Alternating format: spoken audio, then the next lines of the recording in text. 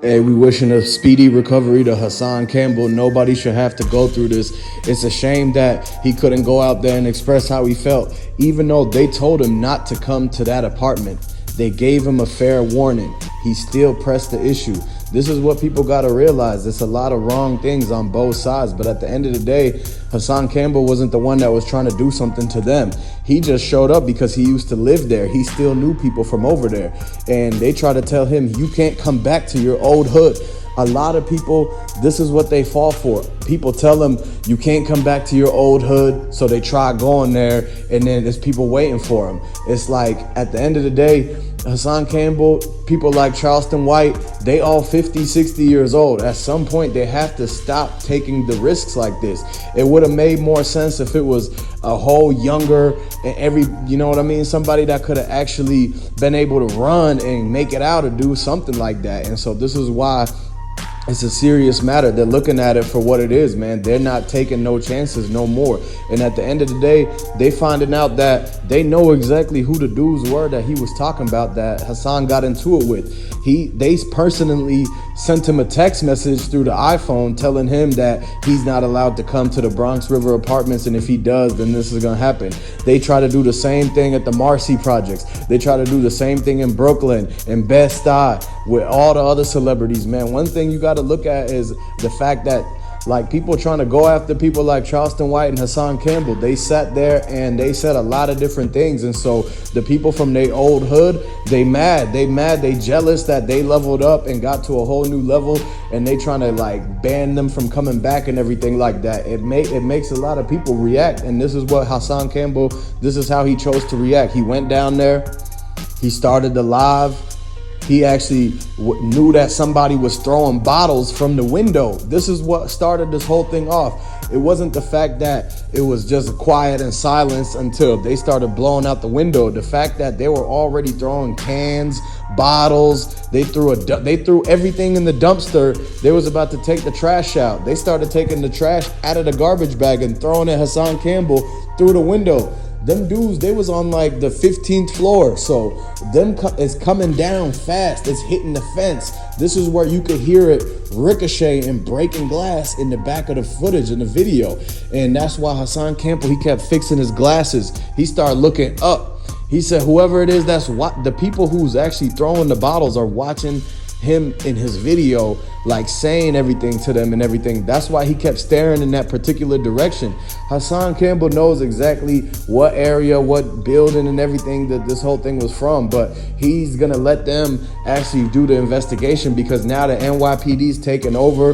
They trying to clean up the streets. It was already many problems in that same complex. This is a famous complex, Bronx River. It's been so many battles that's gone down there, so many people that have got sent up, a lot of like back and forth, different crews, different people. There's been so many beefs that have been like, they threw a fade right there in the front driveway of that place. Like so many different times that people have had altercations and they were at the Bronx River. Something happened there, the ambulance came and everything, and they had to come again to get another person. And this is a sad situation because Hassan Campbell, he didn't have to go that far, man. They pushed him to the limits. This is what happens when they be going back and forth. This is what happens during beefs. People end up pulling up, and when they pull up, things happen. He thought that just because he went there that they weren't gonna do anything to him. Sometimes when people go there and they try to be the ones who is on top of it and they want to get the other guy, it don't always work out like that. You could still get hit. It's not a perfect world. You don't just decide you're gonna go there and that it's gonna happen the way that you think it's gonna happen. Anything can happen at all times, and you can't trust anybody, especially the people that you into it with. And so if he went down there and he actually had real problems with the dudes that did this to him, then it makes no sense for him to even go up there in the first place, because what he's doing is he's actually risking it all at that point. And it's like, do you really want to try to risk it all when there's people who have nothing to lose that's on the other side? This is Hassan Campbell. He got a lot to lose.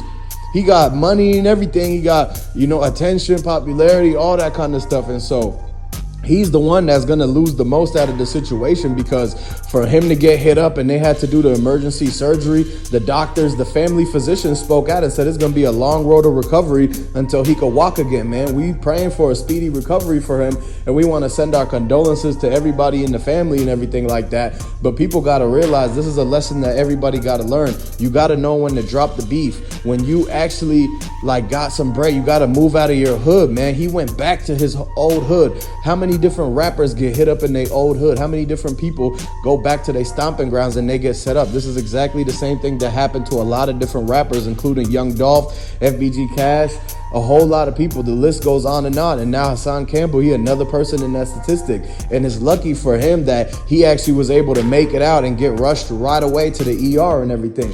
Because if they didn't rush to the hospital that quick, it would have been a worse situation, man. He could have been leaking a lot. He was leaking in that car. They had to have the other dude who was with him drive him and everything. And they kept checking his like temperature, his pulse and everything, make sure he's good, because Hassan Campbell, like 50 to almost 60 years old. People like him, people like Charleston White, they can't just survive something like that. This is why it's a real like issue to where they shouldn't have to have gone to that old hood and actually tried the dudes, because the dudes at the end of the day that said that they were going to do something to him, they did what they said they was going to do. It got to the worst case scenario. You can't get worse than having a whole basically shootout the Bronx River and everything like that. Like, people was sleeping. He was outside yelling. People were sleeping. It was cold outside.